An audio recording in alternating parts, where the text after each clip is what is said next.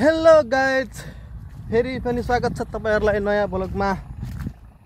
म आएको छु आज कहाँ भनेपछि गाई सार्न। यता हेर्नु सक्नुहुन्छ तपाईहरु, गाई एउटा गाई त्यहाँ भित्र कासबारी भित्र छ, तर गहिरोमा एउटा चाहिँ अलिअलि देखिरहेछ। यहाँ चाहिँ फटाफट गएर गाई सार्नतिर लागौं। यसो साथीहरु, यता सब यो मकै रोप्नको लागि धमाधम तयारी पारिरहेछ। त्यहाँनेरि चाहिँ मकै रोप्न अस्ति पानी परेर कारणले गर्दाखेरि चाहिँ सबै पानी त्यहाँ जमिरहेछ। अनि जमेको पानी त फ्यानलाई मोटर लगाइरहेछ। यहाँ क्यामेरामा देख्न सक्नुहुन्छ कि सकिँदैन, त्यहाँ पानी जमेको छ। अनि त्यो पम्पी सेट लगाएर चाहिँ त्यो मोटरबाट पानी तानेर त्यहाँ मान्छे चाहिँ सुतिरहेछ। त्यो मान्छे चाहिँ सुतिरहेछ। यो सब मकै रोप्न पारेको खोलाको बगर हो साथीहरु, हेर्न सक्नुहुन्छ। यो सब त्यहाँ ट्र्याक्टरले जोतिरहेछ उतातिर। यो हाम्रो कम्मल बनियानीको झुलुङ्गे पुल अझै जाँदैछ त गाई सार्नतिर।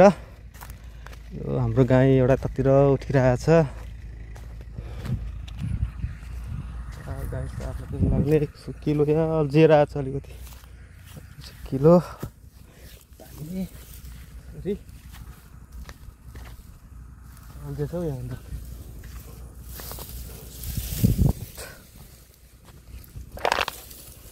हुन्छ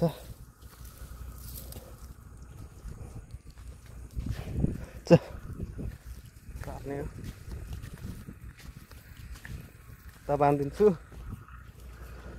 किलो पनि गइसकेछ, सानो भइसकेछ किलो किलो। अब अहिले केही दिन त हो यता बाँध्न सकिन्छ, केही दिन अब त मकै रोपिसकेपछि, बाली रोपिसकेपछि त यता गाई वस्तु पनि बाँध्न मिल्दैन, केही गर्न पनि मिल्दैन, ल्याउन पनि मिल्दैन। जबसम्म त्यो धान सानहरू काटिसकिँदैन तबसम्म त बिल्कुलै पनि मिल्दैन।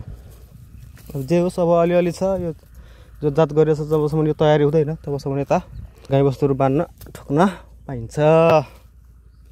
अनि यसरी ठोक्दिने किलो हालिदिनु पर्यो, किलो हालिदिनु पर्यो। यो गाईलाई त ठोकिसक्यो, अब अर्को गाईतिर जानु पर्यो। अब अर्को गाई चाहिँ त्यहाँनिर छ। खोलामा पानी आउँदैछ कि ए होइन रहेछ, त्यो अस्ति भर्खर त्यो मोटरबाट त्यो पानी तान्दैछ नि त, त्यही पानी यता आएको रहेछ। म त कहाँ खोलामा फेरि पानी आउन थालेछ कि अहिले। पानी त परेको छैन, अस्ति नै पानी परेको थियो। अस्ति नै पानी पर्दाखेरि चाहिँ अनि यो अलिकति भरिएको थियो। यसलाई चाहिँ उखालौँ, यता पनि अल्झिरहेछ हौ त्यहाँनिर। सब कासबारीमा बाँध्यो भने, कासहरूमा यस्तोमा बाँध्यो भने सब अल्झिरहेको, सब अल्झिन्छ यस्तोमा कासबारीमा बाँध्यो भने। जा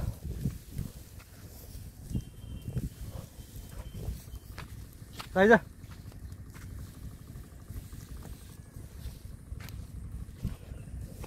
कहाँ अल्झिआएछ फेरि, यता आइज भनेको।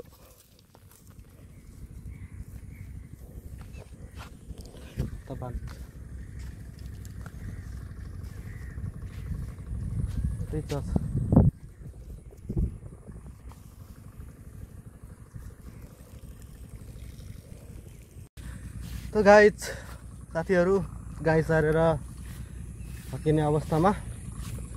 गाई त सारिसक्यो, उता चलिरहेछ। म चाहिँ फर्केको। अब अहिले एकछिनमा लिन आउनुपर्छ। हाम्रो यतातिर कालो धान यस्तो भएको छ, यतातिरको चाहिँ धान पाक्न आँटेछ, सक्नुहुन्छ। कालो धान यस्तो भएको छ साथीहरु। यसपालिको पानीले तर अलिअलि बिगार्यो, तर टाइममा रोप्ने बेलामा चाहिँ पानी आएन। यस्तो छ कालो धान। कालो धान भन्नाले कालो बासमती भन्छ यसलाई, तपाईँहरू चाहिँ के भन्छ यसलाई। मजाको फलेको छ, यस्तो मजाले फलेको छ हुन्छ।